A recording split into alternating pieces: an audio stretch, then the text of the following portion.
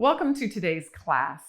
This is a beginner level LYT class focusing on the shoulders, both mobility and stability.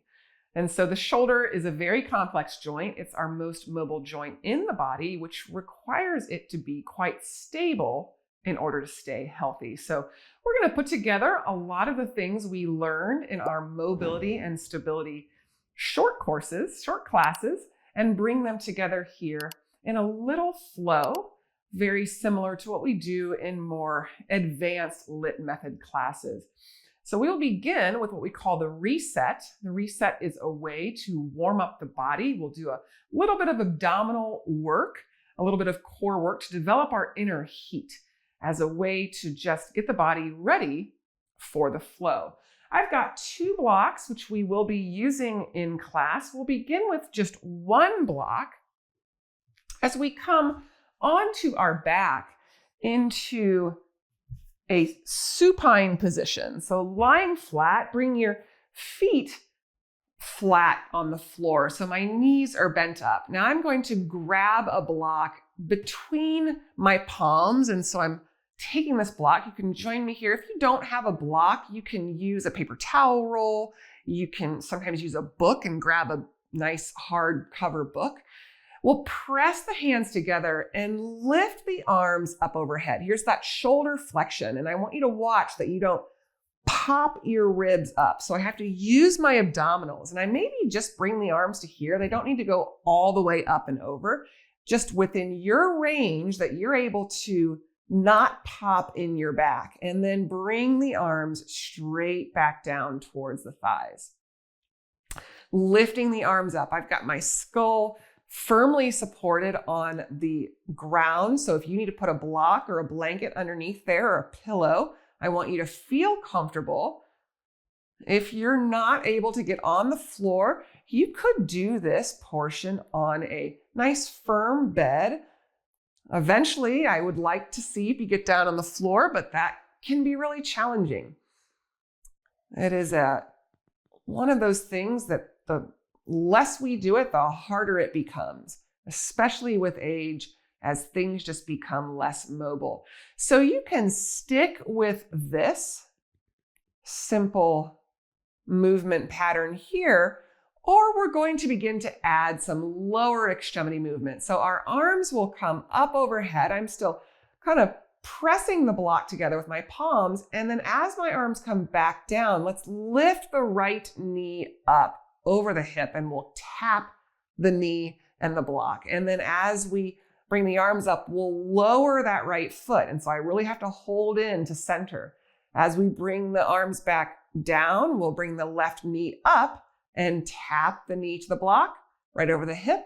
And then with control, coming back overhead. So again, moving with your own shoulder range of motion and really trying to keep that cinch around the front ribs. So if you're popping up, let's take the legs back out of it. Because the legs, we've got some muscles deep in our hips that want to pull on the low back as they are working to lower that leg with control. And if we don't have the stability around the deep abdominals to counteract that, the back will pop up and we'll just be compressing in the low back, which heavens knows we don't want to do that if we can, help ourselves. Let's do a few more of these. Again, just tapping and then lowering with control. One more time. Tap and lower with control. Great job. All right, let's come on over into quadruped for hands and knees. Now, again, we can use our blocks under the hands if that feels just like it gives you a little bit more space in your hips, maybe even a little something to grab, and we'll take a serratus puff. I was jumping ahead. We are going to try a cat-cow, but let's begin. I'm going to move my blocks away with that serratus puff, where we keep the shoulder blades or the elbows straight and just move the shoulder blades together and apart. Now this movement here is something we're going to take into a cat-cow. So let's begin with this. That protraction is part of our cat-cow. And now pause in the center, and I want you to depress the shoulder blades, almost like you're pulling your chest through, and then push them apart. So this, we're kind of going into a cat-cow. So draw the shoulder blades down towards the hips. And you can see my back is naturally going to arch a little bit there, as in the belly's going to fall. And then as I push apart, now I can add the flexion of the spine. This is cat pose. As I draw the shoulder blades down, pull them down towards the hips. You can see this is drawing down. I'm pulling through. This is cow pose. The belly naturally drops, but I'm not sagging, all right? I've got that tummy tone. And we push apart. Let the head hang.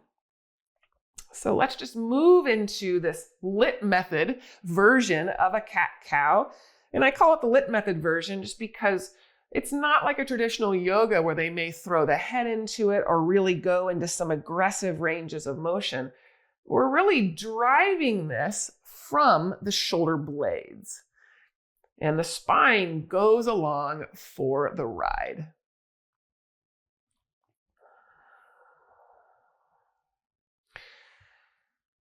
A few more of these.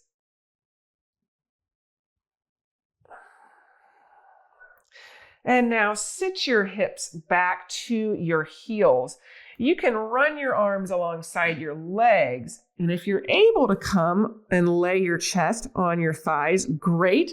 If not, you can always put a blanket between your hamstrings and your calves, right behind the knees, which might give you a little more space, or you can even bring a block underneath your forehead. We just want to let those shoulders release a little bit, because I've been doing a lot with the shoulders here, just kind of warming up. We want to give them a little bit of a break before we get started.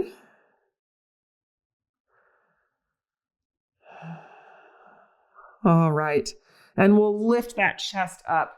You can make your way up to stand. One way I like to do it is to start in quadruped, come up to a tall kneeling position. If you need to hold on to a wall for balance, that's fine. And let's shift the body weight over to one side and step one leg forward. And then you can grab your blocks to frame that front foot, curl the back toes under, lift the knee, and step it forward. So that's one way to get up. Now, we're going to get those blocks on their tallest setting here up at the top of the mat as we begin our sequence, starting with the shoulder flexion. Inhale the arms forward and lift up. And so feel the shoulder blades lift without popping in the back. So again, pull in the kind of like closing the curtains of the rib cage. Now bring your hands into your hip creases as you sit the hips back. So push the hips back, bend the knees, and bring your hands to your blocks. So we're getting in this forward hinge, I like to call it, versus a forward fold.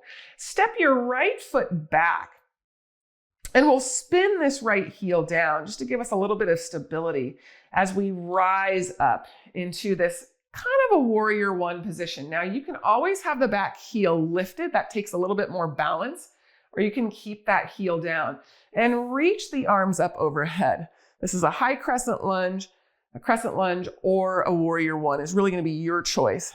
Good. And now let's go ahead and bring the arms down to our side and take our shoulder rolls as we roll one shoulder up. So again, lower that heel if you need a little bit more stability as we roll the shoulders. And I'm keeping my pelvis steady, and I'm really moving my shoulder blades and my rib cage around that fixed pelvis. And so it's a nice idea to have a chair near you if balance is an issue, or be over by a wall where you could always catch yourself as we roll these shoulders, one back and then the other.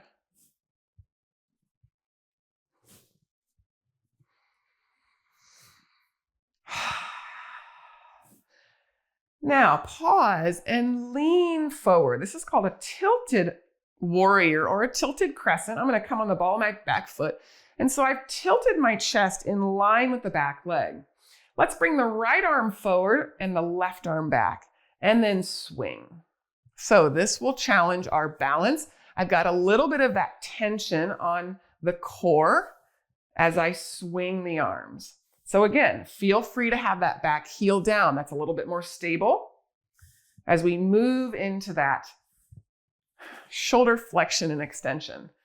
What I love about this is, again, yes, we're moving the shoulders, but we are challenging the whole body to be stable around that movement in this, what we call sagittal plane, forward and back, but we're having to stabilize around the core, the lower extremities.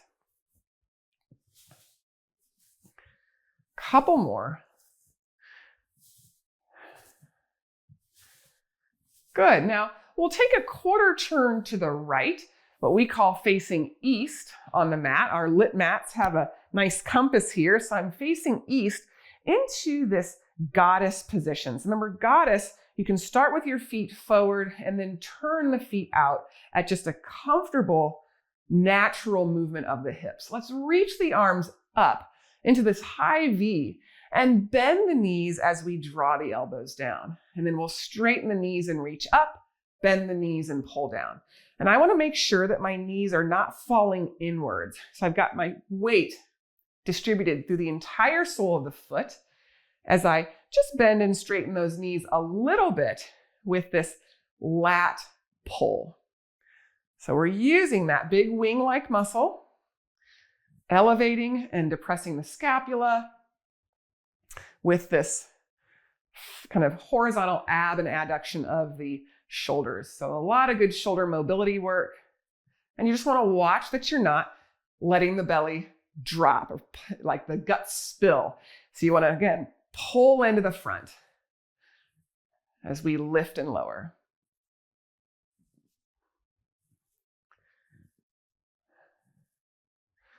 Good. Last time. We'll pause low. Now turn another quarter turn to the right, facing south or the back of the mat, and we'll come all the way down to hands and knees into this quadruped position facing the back of the mat. Beginning a tap. Let's tap the left hand to the right hand to the left shoulder and switch. So alternating, tapping one and then the other. And I'm keeping the belly taut. So again, I'm not hugging the belly up and in or sucking the belly in, but just getting these shoulder taps, revisiting these from when we were working in our shoulder mobility and stability exercises, just tapping one and then the other and feeling that strength of the shoulder girdle holding you here. All right, coming from this quadruped, kickstand your left foot as you open. We'll take a rolling quadruped here, a big backstroke of the arm, anchor into the left scapula, lower the right hand and knee. We'll open the left up, a big backstroke of the left arm, and lower the left hand and knee. So just moving from side to side, anchoring in to the shoulder blade. Maybe your arm's not moving as big as mine, that's fine. We just want to feel that strong stability of the scapula as we hug the shoulder blade down towards the hip here. Anchoring strong and stable each and every time. Again, we're getting into our hips a little bit here as well. It's like a 2-for-1 deal. And last time, let's lower those forearms down to the floor into a forearm quadruped. So the knees are down, the forearms are down. We'll squeeze the shoulder blades together and press them apart. So again, your forearms can be parallel, like mine are here. You can clasp your hands together if that feels better in your body. As you squeeze the shoulder blades and press them apart, getting this serratus puff, as we like to call it, using the big stabilizing muscle in the sides of the body. Now you can keep the clasp of the hands, or you can bring the forearms parallel to one another. We're going to try dolphin. So curl your toes under and hover the knees. Again, if you can lift the hips all the way up, wonderful. If not, don't worry about it. You can just stay in that forearm quadruped, but trying this dolphin pose, strong in those shoulders for 3, 2, 1. Drop your knees if they're lifted. Let's come back up onto hands and knees. Lift your knees and send your hips back for a down dog. And so again, you want to feel weight in both the hands and the feet. We'll walk our hands back to our feet. Bend your knees as you come. You can grab those blocks back behind you and bring the blocks on their tallest setting underneath your hands. This we call a happy squat. We're sitting back into the hips. You want to find, again, draw those shoulder blades maybe down your back just a little bit. We come to this nice neutral, so we're not pushed away, we're not squeezed together, we're right in the center. Lift your heels, pirouette to the right. So turn to the right, moving your blocks with you. This will be a little balance challenge for sure. And we'll unwrap the feet to face front. Now let's do the other side. Inhale the arms forward and up, push down, lift the arms up. We'll lower, flexing at the hips, hands to the blocks, step your left foot back. Remember, you can spin that heel down or stay on the ball of the foot as you push into the legs, rise up, reach up into this high crescent lunge or warrior one. We'll drop the arms to the side and roll the shoulders here. So feeling, again, we have to stay stable and strong by keeping the fixed lower half. The pelvis is fixed. The legs are fixed as we move the rib cage around the fixed base of support. We're moving the shoulder blade on the ribs as well. Few more of these. And you can land that heel. You can keep the heel lifted. Tilt your chest, a tilted crescent. Chest is in line with the back leg as we bring the left arm forward and then the right arm forward. So getting these arm swings. Again, you can always be on the ball of the foot, a little more challenging as we alternate these arm swings. So we're doing the exact same flow, but now on the opposite side.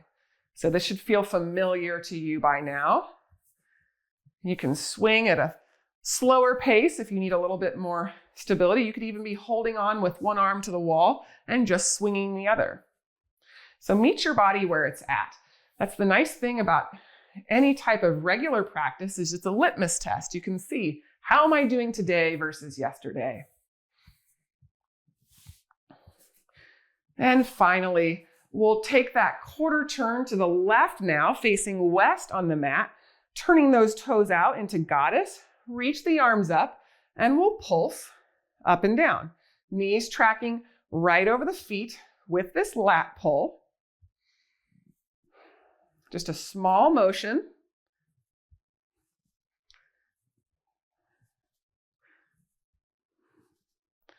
Lifting and lowering for 5, 4, 3, 2, and 1. Turn, a quarter turn to your left to face the back of the mat. We're coming down to our quadruped, hands and knees. Remember, you could just put your hands on a chair here. Coming right into cat-cow this time. So let's draw the shoulder blades down and press them apart.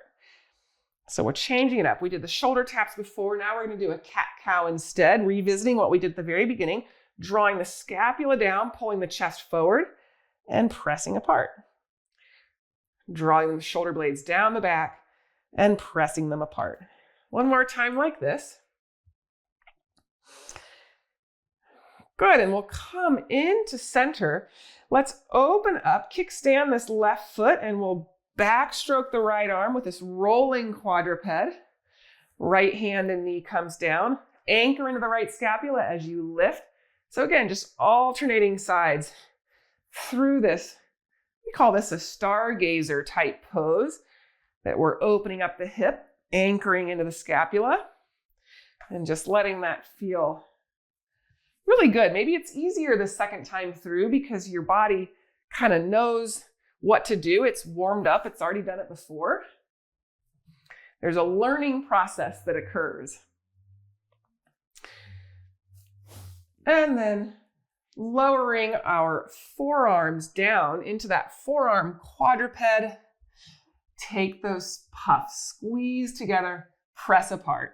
Squeeze together, press apart. A little shoulder blade awakening. I've got my forearms parallel. I had my hands clasped last time, so I'm trying it a different way this time. You do whatever way works best for you.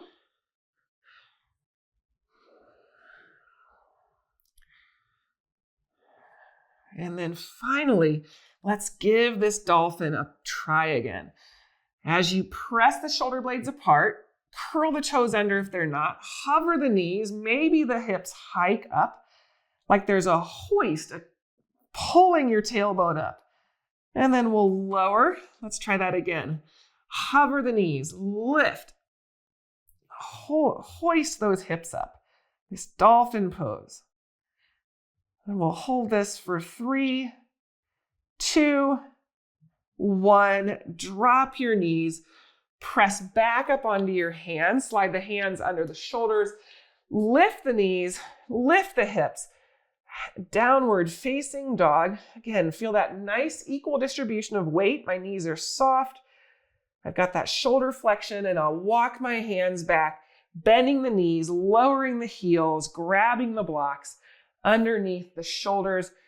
Find that length. So find some length in the side of your neck by drawing the shoulder blades down the back. Big breath in and let it out.